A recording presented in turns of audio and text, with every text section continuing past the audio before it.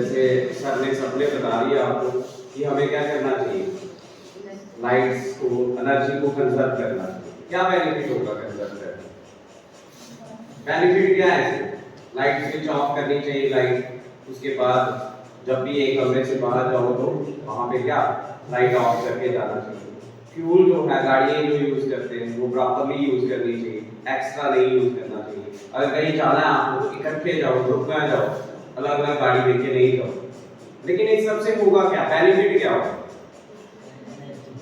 Energy बचेगी। तो देखो जैसे आज ये गर्मी पड़ रही है, ग्लोबल वार्मिंग हो रही है, कभी फ्लड्स आ जाते हैं कहीं पे, इतना हाई टेम्परेचर हो रहा है, ये किसकी वजह से हो रहा है?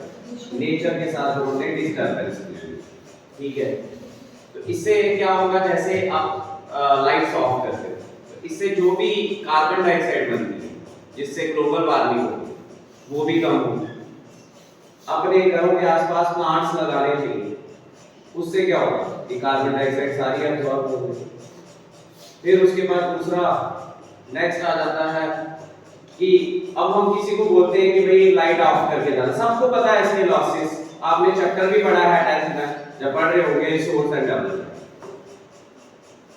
पढ़ा है जो टॉपिक, उसमें भी ये कि सस्टेनेबल डेवलपमेंट होनी चाहिए, कि कुछ चीजें खत्म हो चुकी है। जैसे हम देखते हैं बर्ड्स होते थे पहले बड़े सारे, लेकिन फोन के आने से वो कम हो गए, उससे पूरा जो इक्वालिटी है वो बैलेंस अनबैलेंस हो गई। उस सारे का सबसे ज्यादा इम्पैक्ट, सबसे ज्यादा हार्मफुल इम्पैक्ट किस पे पड़ने वाला है? ह्यूमंस। इन सबसे बचने के लिए जैसे फोन ही है, आपको क्या कर लेना चाहिए, जब यूज में नहीं हो तो एयर मोड में कर लिया, या इसको कम यूज किया, प्रॉपर यूज नेट ऑफ कर लिया, इससे सब कुछ एनर्जी कंजर्व करेगी। ठीक है, और फ्यूचर वाली जनरेशन को हमें ही अभी पता चल रहा है कब किसी दिन बारिश होती है, कभी नहीं होती है, फ्लड्स आ जाते हैं। ऐसे पहले तो ये प्रॉपर्ली चलता था, जहाँ पे ठंड पड़ती वहाँ ठंड होती थी, जहाँ गर्मी होती वहाँ गर्मी, लेकिन आज तो कोई पता ही नहीं, जैसे ये सारा हो रहा है।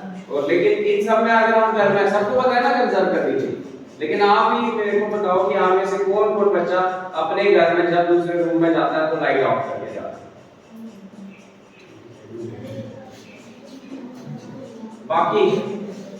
बाकियों को भी पढ़ रहे हो, पढ़े लिखे हो आप, इस एजुकेशन का मीनिंग ही यही है कि आप इसको यूज कहां पे करते हो।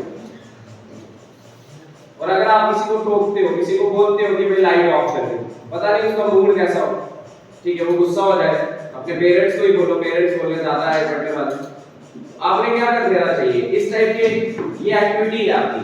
ठीक है, आपने अपने घर में जाके, ठीक है, जो अपने मोहल्ले में जाके अपने आसपास जो भी शॉप्स हैं उन पे इस टाइप का बोर्ड लगा दें।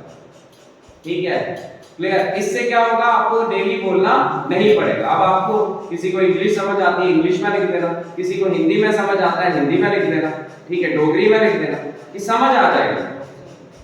ठीक है, कि डेली आपको बोलना नहीं पड़ेगा, कि वो भी डिस्टर्ब होंगे, आप भी डिस्टर्ब होंगे। लेकिन ये सिर्फ आज का लेक्चर सुन के नहीं जाना है, इसको इंप्लीमेंट भी करना है। और अच्छे नागरिक की, अच्छे सिटीजन की यही पहचान है। पढ़ाई का मतलब ये नहीं है कि सिर्फ पढ़ लिया, जॉब ले ली, ठीक है, और देश के लिए कुछ किया। देश के लिए क्या, ये तो आप अपने लिए करो, इसको इंप्लीमेंट भी करना है। ठीक है।